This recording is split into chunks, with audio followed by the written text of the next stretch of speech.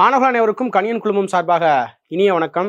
So நமக்கு பார்த்தீங்க அப்படின்னா இன்றைக்கி ஐஎன்எம்ல ஒரு முக்கியமானதை பற்றி நம்ம டிஸ்கஸ் பண்ண போகிறோம். ஸோ பார்த்தீங்க அப்படின்னா துணைப்படை திட்டம். ஸோ துணைப்படை திட்டம் அப்படின்னா ஃபஸ்ட்டு என்னன்னு நான் சொல்லிடுறேன்.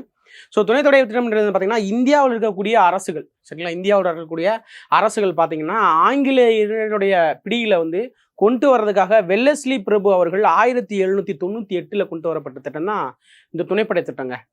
ஸோ இந்திய அரசுடைய அந்த இராணுவ படைகளில் ஆங்கிலேயருடைய இராணுவ படைகளை கொண்டு அவங்களுக்கு பாதுகாப்பாக, அதாவது நம்மளுக்கு பாதுகாப்பாக இருக்கிற மாதிரி கொண்டு என்ன பண்ணுறதுன்னா அவங்களுடைய, அதாவது ஆங்கிலேய படைகளுக்கு நம்மளுடைய இந்திய அரசர்கள் அவங்களுடைய சம்பளத்தையும் நம்ம ஏற்றுக்கிறது மாதிரி, கிட்டத்தட்ட அவங்க ஆளுக நமக்கு வேலை பார்ப்பாங்க, நம்ம அவங்களுக்கு காசு கொடுக்குற மாதிரி.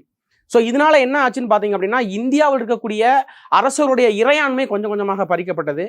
ஸோ படிப்படியாக பார்த்தீங்கன்னா எல்லா கண்ட்ரோலுமே பிரிட்டிஷ் கவர்மெண்ட் கையில் போகிறதுக்கான ஒரு முன்னோட்டம் தான் பார்த்தீங்கன்னா இந்த துணைப்படை திட்டம், சரிங்களா. ஸோ இதுக்கு முன்னாடி பார்த்தீங்கன்னா இந்தியாவில் ஆங்கிலேய பேரரசு அப்படின்னு சொல்லி இருந்தது. ஸோ அதில் பார்த்தீங்கன்னா இந்தியாவில் ஆங்கிலேய பேரரசு அப்படின்றத இந்தியாவின் ஆங்கில பேரரசு அப்படின்னு சொல்லி நம்முடைய வெல்லஸ்லி பிரபு அவர்கள் தான் மாற்றிருப்பார், சரிங்களா.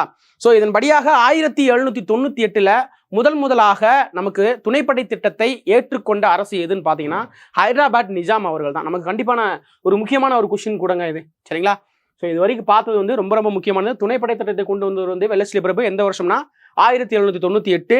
ஸோ துணைப்படை திட்டத்தை ஏற்றுக்கிட்ட முதல் அரசு பார்த்தீங்கன்னா ஹைதராபாத் நிஜாம் 1798. ஸோ அதுக்கு அடுத்தடுத்து எந்தெந்த அரசுகள் எந்தெந்த வருஷத்தில் துணைப்படை திட்டத்தை ஏற்றுக்கிட்டாங்க அப்படின்றத பார்ப்போம்.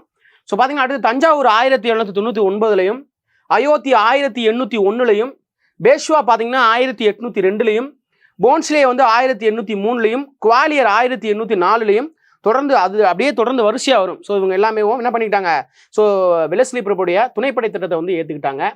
ஸோ அதுக்கடுத்து பார்த்தீங்க அப்படின்னா இந்தூர் 1817 ஏற்றுக்கிட்டாங்க துணைப்படை திட்டத்தை. ஸோ உங்களுக்கான கேள்வி என்னன்னு பார்த்தீங்க அப்படின்னா, so Jaipur, Udaipur and Jodhpur, so இந்த 3 அரசுகளும் எந்த வருஷம் வெல்லஸ்லி பிரபுடைய துணைப்படை திட்டத்தை ஏற்றுக்கிட்டாங்க அப்படின்றத தெரிஞ்சவங்க மறக்காம கீழே கமெண்ட் பண்ணுங்க. நன்றி.